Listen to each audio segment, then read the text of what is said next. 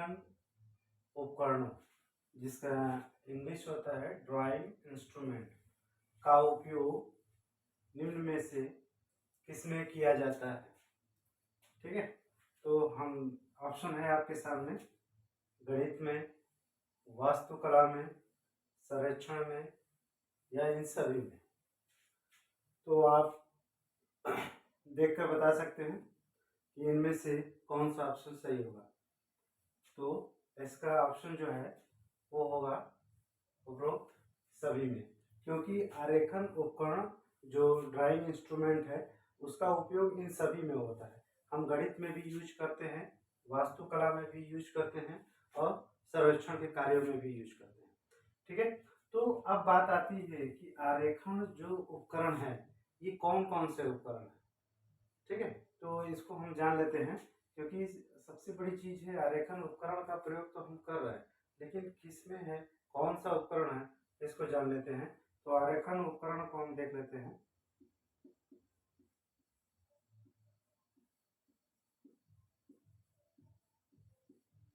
आरेखन उपकरण कौन कौन से हैं ये जान लेते हैं। तो सबसे पहला है आपका कंपास है, कंपास है। उसके बाद है सीधे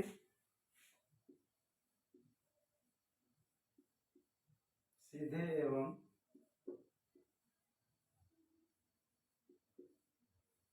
मुड़े मुंह का कंपास, मुड़े मुंह का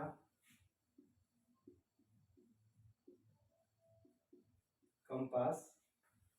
ठीक है, उसके बाद आपको आरेखन के लिए जरूरत पड़ती है ड्राइंग ड्राइंग इंक की, ड्राइंग इंक की जरूरत पड़ती है। ठीक है, लाइनर की जरूरत पड़ती है। ठीक है, और आप देख सकते हैं टी एवं सेट, टी एवं सेट स्क्वायर, टी एवं सेट स्क्वायर की जरूरत पड़ती है। और आपका एक लास्ट है चांदा, चांदे की भी जरूरत पड़ती है, जिसको इंग्लिश में हम लोग प्रोटेक्टर कहते हैं। तो हम देख सकते हैं जो हमारा पहला क्वेश्चन था, आरेखन उपकरण निम्न में से किसमें प्रयोग होता है, तो इन सभी में, गणित, वास्तुकला और सर्वेक्षण, इन तीनों में प्रयोग होता है। अगर हम ये जानना चाहें कि आरेखन जो उपकरण हैं ये कौन कौन से होते हैं, तो आप देख सकते हैं कंपास, सीधे एवं मुड़े मुंह का compass, drawing ink, liner, T एवं सेट स्क्वायर, चांदा, इन सब सारी चीज़ों का जितने भी ये सारे नाम आपको देखने को मिल रहे हैं ये सब के सब आरेखन उपकरण है। ठीक है, अब हम दूसरा क्वेश्चन देखते हैं। अब उपयोग किस रूप में नहीं किया जा सकता है। ठीक है, क्वेश्चन को एक बार और रिपीट कर दे रहे हैं। मिनी ड्राफ्टर का उपयोग किस रूप में नहीं किया जा सकता। ठीक है, ऑप्शन है आपके चांदा, पैमाना, सेट स्क्वायर, फ्रेंच कर्व। ठीक है, इन चार ऑप्शन में आपको बताना है कि इनमें से किसका प्रयोग मिनी ड्राफ्टर के रूप में नहीं किया जा सकता। तो पहले सबसे पहले हम जान लेते हैं कि मिनी ड्राफ्टर है क्या। मिनी ड्राफ्टर जो भी हम ड्राइंग बनाते हैं, ड्राफ्टिंग करते हैं, ठीक है, तो उसके लिए हमें बहुत सारे इंस्ट्रूमेंट की ज़रूरत पड़ती है। तो उन्हीं के रूप में हमें बहुत ज़्यादा एक्सपेंस करना पड़ता है, खर्च करना पड़ता है। तो उसमें बहुत ज़्यादा लेंदी, बहुत ज़्यादा अधिक आपको समय भी लगता है, और बहुत ज़्यादा खर्चीला भी होने की वजह से हमने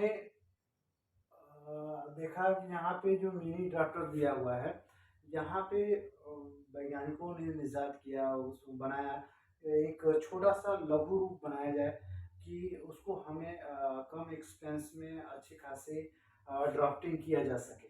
तो मिनी ड्राफ्टर के रूप में बनाया गया। तो आप इस चित्र के माध्यम से देख सकते हैं कि जो मिनी ड्राफ्टर है उसका किस तरह से सारा सेटअप किया गया है।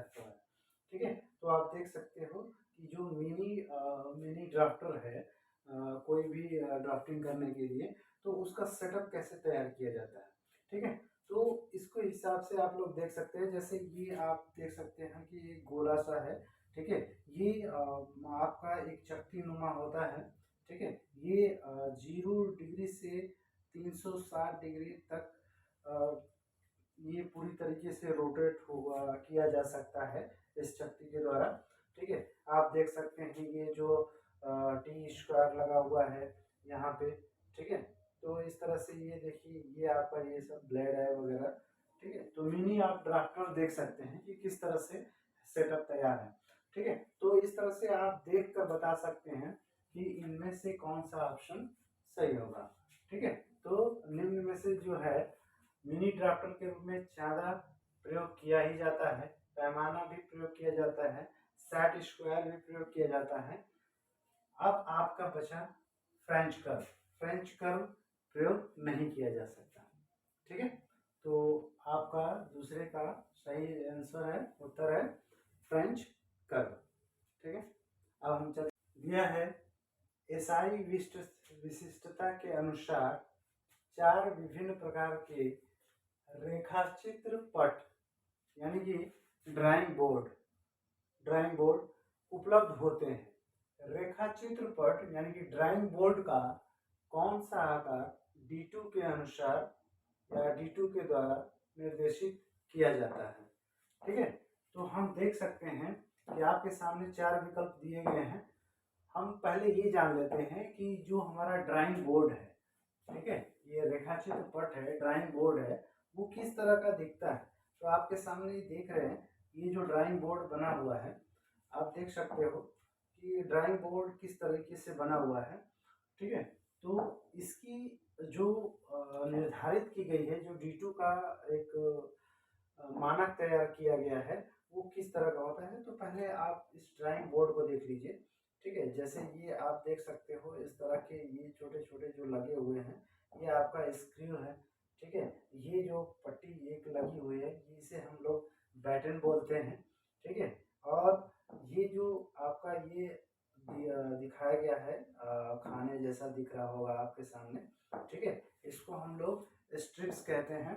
ठीक है, और इस तरह की ये आप देख रहे होंगे एक काली पट्टी दिखाई दे रही होगी, यहाँ से यहाँ लगा होता है, इसको हम लोग कहते हैं इवोनिंग एज कहते हैं। ठीक है, ये एक लोहे का बना होता है, इस तरह से लगा होता है हमारे किनारे की तरफ। ठीक है, तो इस तरह से अपने इस ड्राइंग बोर्ड को आप लोग देख सकते हो। हिंदी में इसको रेखाचित्र पट बोलते हैं। तो सबसे बड़ी चीज ये है कि जो भी हमारा आकार ड्राइंग बोर्ड का आकार होता है, वो निर्धारित कौन करता है। ठीक है, तो इसको हम लोग जान लेते हैं कि ये इसका जो निर्धारण होता है। ठीक है, इसका जो निर्धारण जो होता है वो BIS के द्वारा होता है, BIS होता है। अब ये BIS जो है, इसका जो मानक निर्धारण तैयार करता है, तो BIS का पहले हम लोग फुल फॉर्म जान लेते हैं। BIS का फुल फॉर्म होता है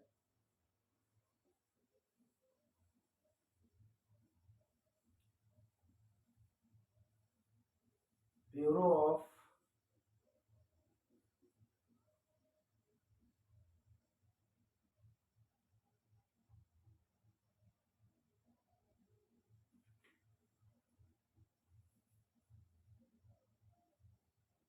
ये हम लोग स्पेलिंग करते हैं, ब्यूरो ऑफ इंडियन स्टैंडर्ड्स,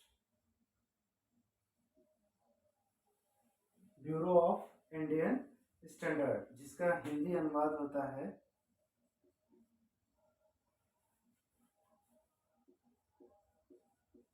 भारतीय मानक ब्यूरो।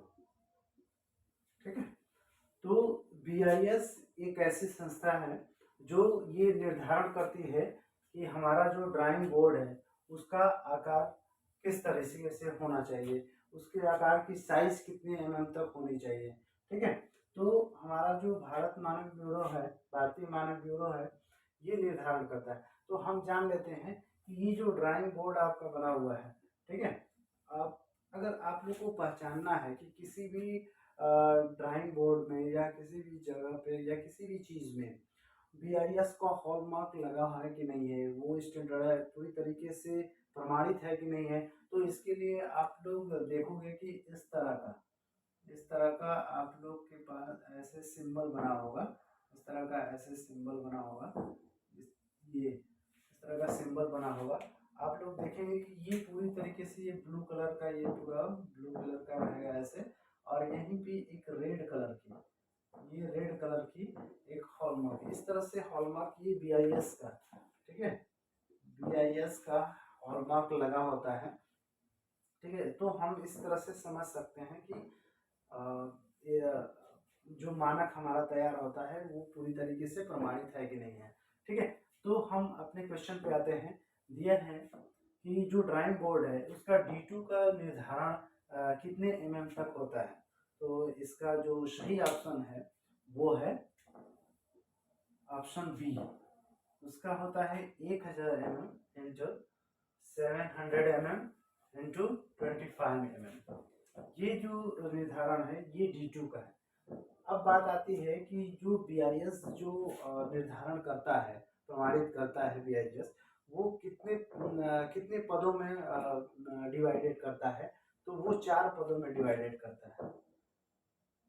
ठीक है, 4 पदों में डिवाइडेड करता है वो, जैसे कि आप कह सकते हैं D1, D2, D3, D4। ठीक है, ये पद एक नाम दे दिया गया है, यहाँ पे कोई भी लेटर हो सकता है, उससे कंफ्यूज होने की जरूरत नहीं है। ठीक है, तो ये 4 पद दिए हुए हैं D1, D2, D3 and D4। ठीक है, तो आप देख सकते हो कि अगर पूछ दे आपसे D2 की जगह अगर D1 कर दे तो उसकी उसका जो रेंज होता है, उसकी जो माप होती है वो 1500 इंटू 1000 इंटू 25 ये आपका ये D1 के लिए है।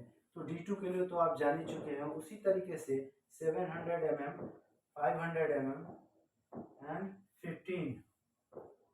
15 ये आपका D3 का है। इसी तरीके से 500 350 एंड 15 ये आपका D4 का है। ठीक है, तो इस तरीके से आप जान सकते हो कि जो भी बीआईएस ड्राइंग बोर्ड का मानक तैयार करता है, ठीक है, मानक तैयार करता है, उसकी जो साइज होनी चाहिए वो इस तरह की इस लेवल की होनी चाहिए।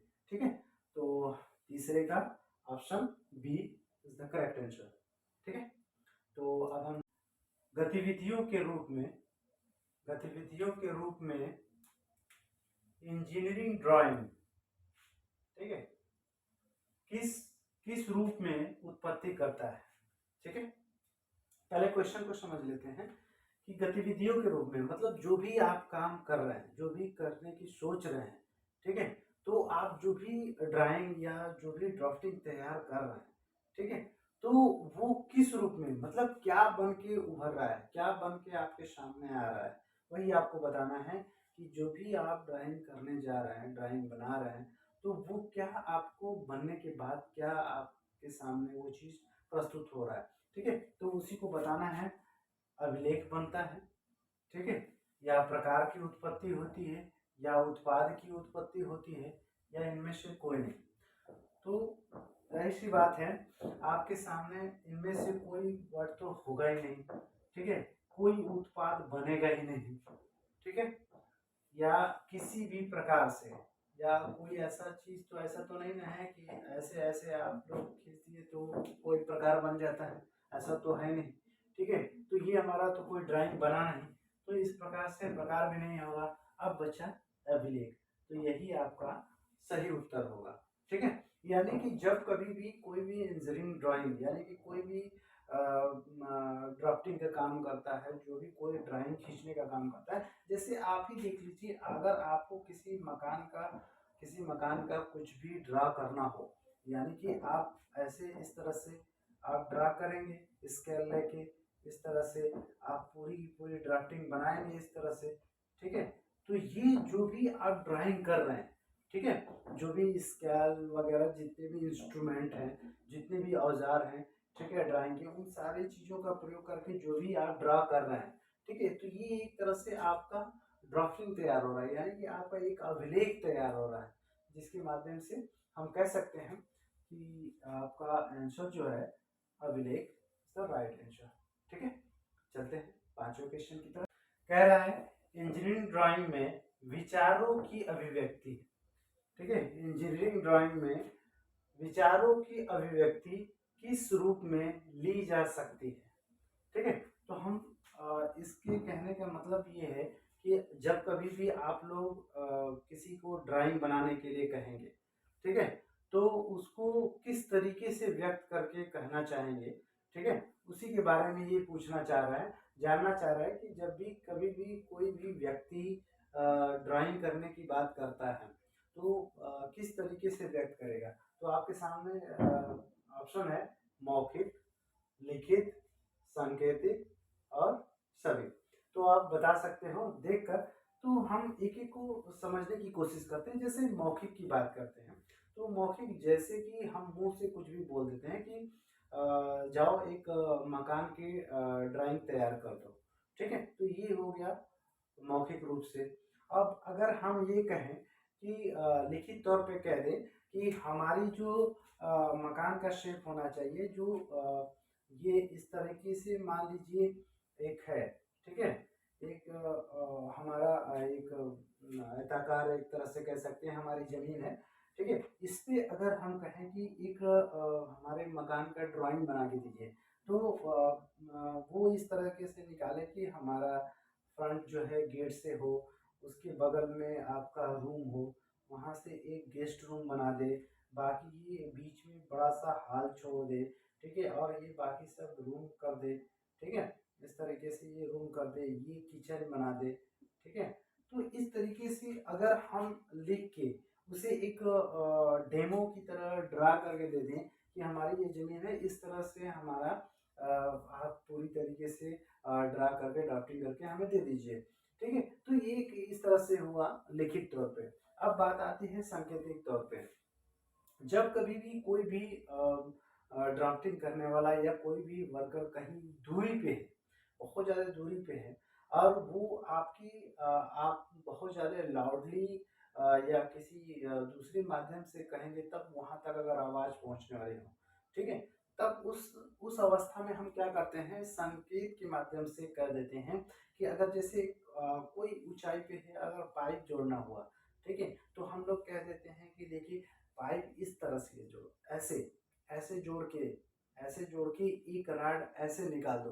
तो हम क्या करते हैं अपने इशारों के माध्यम से दूर किसी किसी दूरी पे खड़े व्यक्ति को हम इशारों के माध्यम से कहते हैं कि वो इस तरीके से वो पूरी तरीके से ड्रा करे, ठीक है। तो कहीं ना कहीं हम जान सकते हैं इस तरह से कि जो भी हम अपने विचार मतलब अपने आइडिया की जो व्यक्ति करते हैं यानी कि प्रस्तुत करते हैं, वो इन तीनों तरीके से हो सकती है, यानी कि मौखिक भी कर सकते हैं, लिखित भी कर सकते हैं और सांकेतिक भी कर सकते हैं। यानी कि ये आपका ऑप्शन कौन सा होगा, option D is the right answer, ठीक है। तो अब आप देख सकते हैं कि ये 5 क्वेश्चन की जो मैंने सीरीज कराई है, अब आप लोग कमेंट करके बताइएगा कि किस तरीके से ये वीडियो आपको पसंद आया कि नहीं आया, ठीक है। तो आप ज़रूर कमेंट करिएगा और अच्छा लगे तो लाइक कर दीजिएगा और आगे भी